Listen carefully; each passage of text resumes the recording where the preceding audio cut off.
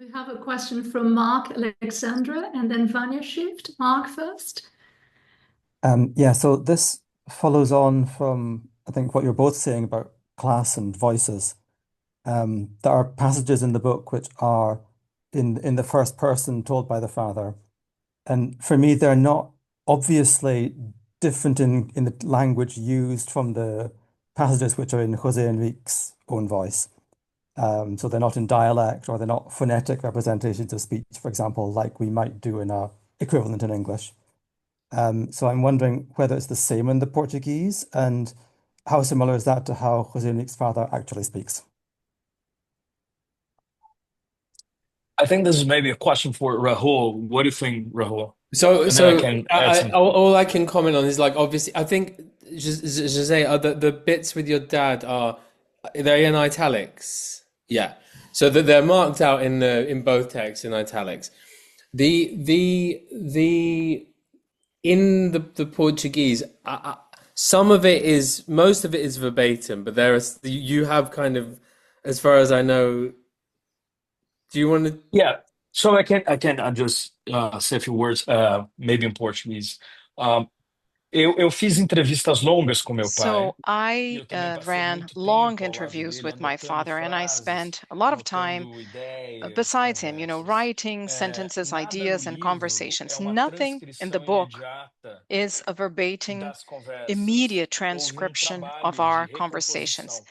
recomposição, de There was a refazer, work de to copiar trechos um, diferentes que aparecem em lugares bring diferentes, different para que de parts fato that desse came mais from different organicidade. moments so that Eh, it was more Tem organic algo in a de way. ficcionalização muito pontual, There are principalmente na construção specific fiction dos points, most of personagens all, amigos do meu pai. when I Mas, em talk about geral, the eu tentei characters that manter were my algum father's traço da friends. oralidade But in do general meu pai terms, em I try to português, e keep eu acho que the aí há um oral grande aspects desafio of my no father's inglês, que é speech, and that is como the manter challenge esse when traço de translating into oralidade para English. as outras How línguas, to em que é keep traduzir, that manter esse traço characteristic de into another oralidade, language, mas sem keeping that criar um oral personagem aspect estereotipado, of esses his voice desafios todos da tradução, going né, into a Luana? stereotype. So Yeah, that's a exactly. huge challenge So, for a so like, translator. I would say that, like I'm no expert in Brazilian dialect, but yeah, but like there are lots of a lot of a lot of the language that Zay uses when he's using his father's voice are things that would be quite recognizable as the way Brazilian Portuguese as spoken, especially in the south, of Brazil. So like there are some obvious examples, just like so when you have like the first person plural, so say fomos, which should be we went or we were, formal, you take the s away, and another example of that would be, so let's say you have a like os cara, os caras, which is the correct Portuguese, the guys, but you'd usually cut the s again, so it would look like a singular. So it's like a, I hope I'm not getting too grammatical here. You have the plural article, os, but then you have cara. So it would be like saying lots of guy or something like that. Do you know what I mean? Um, and I think like other Brazilians joke that like that's very São Paulo, isn't it? And then you'd say the other thing, o caras, like the, as a joke as to how I've heard people like mock that kind of thing by flipping it. So those are some obvious markers. There are other very specific things in the text. For example, there was one question that I just couldn't figure out where Gigi uses the word cabra, which means like a goat in normal Portuguese. And I was like, he's talking about some guy who works somewhere in the Amazon, and then he's suddenly talking about a goat, and I was like, why is there a goat here?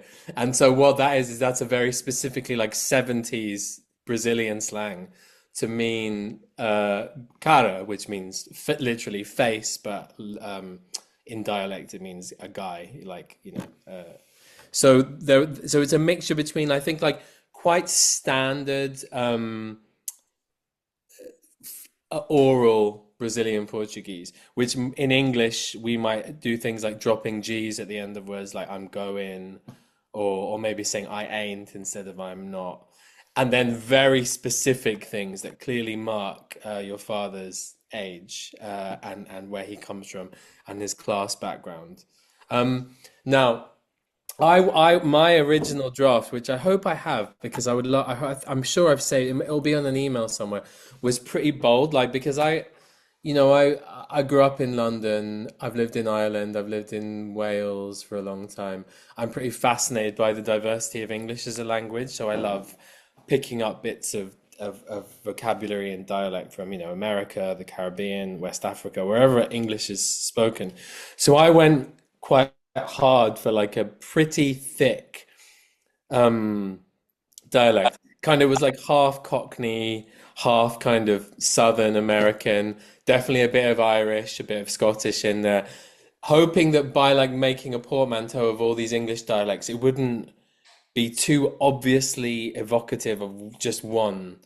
You, as a translator with dialect and non-standard, you're kind of damned if you do and damned if you don't, right? Because, in academic translation, there's this in theories of literary translation, you have foreignization versus domesticization. So foreignization in an extreme sense would be, say, keeping the exact syntax of a language, just basically translating word for word so that you get a real feel for how the language sounds. Domesticization is like where the book just sounds like it was written by Henry James or something. So like, for example, like when the famous translations of Dostoevsky and Tolstoy from like the 19th century are kind of very domesticated. They sound like English prose from the time, whereas nowadays the more modern translations of Dostoevsky, some people think they're almost unreadable because they're so trying to so that's where it goes.